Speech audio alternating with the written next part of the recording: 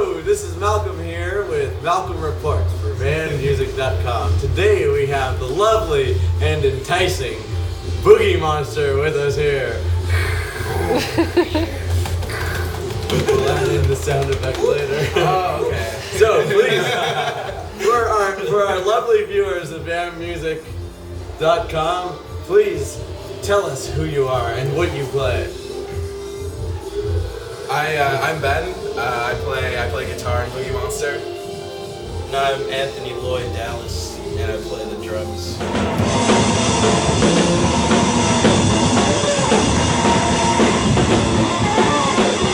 How long have you guys been a band together as the duo that is Boogie Monster? About 3 years. I think we met a little over 3 years ago, and then we started playing shows like 3 summers ago. So it was 2008, summer 2008, like Music Waste is pretty much our first. How did you guys meet and what drew you together? So basically, he'd auditioned for the there was a different drummer in Boogie Monster initially, Owen Lewis, who played in the Hung Jury, who is now, I don't know where Owen is, but Malcolm from that band sings in Sun Wizards. Yeah, and as far as I know about Hung Jury, the reputation that exists in my mind, They're tight. Owen would have been a slick drummer. Yeah, he's a great drummer. And so to replace him with Tony suggests that Tony's not too bad himself. You could. Is that a fair assumption to make I'm there? like the smooth, I'm like the freshest of the fresh. Oh, okay, there you go. Smooth like silk. So you guys are 3 years in the making. Yes. And you've recently released your debut, am I correct here? Debut full length Yes. as a duo. So anyways, the SSRIs were like, yeah, so like we auditioned, we've auditioned this guy who's really good, but we're pretty much like deciding to go with our friend Tommy because we know him, and they were like, they said like Tony had come into the audition and memorize their like this improvised drum solo from their Thunderbird radio. So yeah. he played it like. That doesn't surprise me. It's not the first time he's tried to put a drummer out of work in town. He's very good at that. So he came in like memorized this like improvised thing that they'd never done before, never done since. Like played it awesome. They said like he broke all the sticks.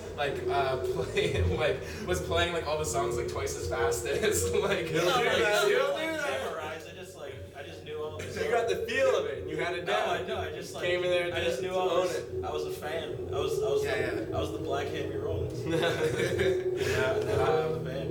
Yeah. Sick. So how did that then translate into you wanting to acquire him as a drummer for Boogie Monster? Oh, because they're like, yeah, he only plays loud and he broke all the sticks, and I'm like, oh, that's perfect. That's like all I need. Sick. So I talked to him and then told him to come out to see us at the Astoria, and he seemed down, and then pretty much like Owen left. Actually, like the first show I saw, I was actually covering my ears. What is this bracket?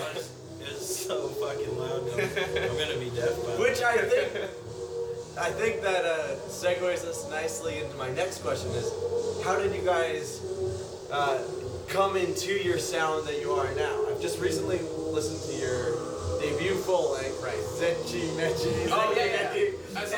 And there's an aesthetic there, Yes. which for a duo, phonically is gross in the sense of all-encompassing, that you fill the space, which is tricky considering that it's a singular guitar and a singular drum, and it's not limited to the recording, that phonically you guys fill the space very confidently as a duo. Now, how did you come to this sound?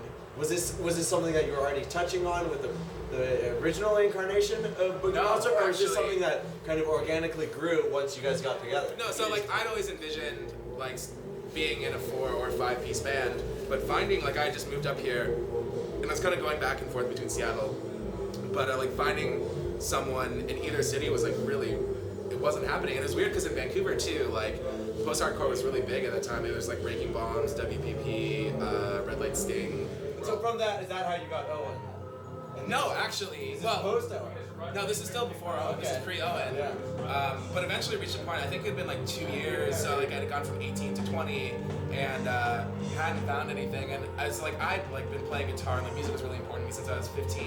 And so I was like, come on, it's like let's go, let's just get in a band. So I just went on Craigslist, started looking for people. So yeah, that brings us up to I think you finding Owen. Yeah, and then finding out he was like a really good drummer and into like more technical playing and metal and stuff. And I think I was getting into well, like Wonderful Rainbow had come out around then, the Lightning Bolt album, and I had listened to that, and like I wasn't actually that into it, but then I'd heard like, because it just sounded like, because everyone was looking at me like, oh, this band is so crazy and like blowing up. I remember when that happened. When that was a thing. Yeah. It was like, have you heard the Lightning Bolt? Yeah. Same with Hella. The first Hella record.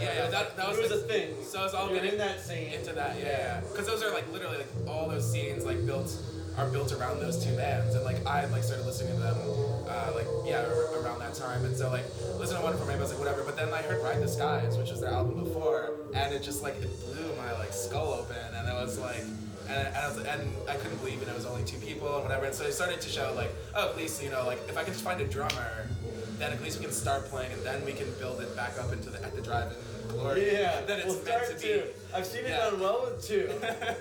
So let's start there. Yeah. So is that where Tony then comes in? Pretty much. I mean, so then that's when I started with like playing with Owen, and then I met Tony, and it's pretty much like for sure. Like I'd always was still like looking for those extra members, and still in my heart, like I feel like if we find like the right other person or something, maybe. But then you're right too. There's that romance about the duo that you're like. It's kind of like it is what it is, so it's almost. And I mean, I don't know if this is true with you guys, but I've found as a musician that sometimes the most creative points are when you have to create within these limitations. Oh yeah, definitely. When it's like you've only got 2 players, you've got 4 pedals, you've got a floor tom, a ride cymbal that's doubling as a crash, snare and a hi-hat and a kick. And what can we do with this? Have you found inspiration from those limitations? Well, I think it's more the fact we don't have extra arms and legs. But we've only been bummed out by our limitations. But yeah, no, even with like the reviews we've been getting,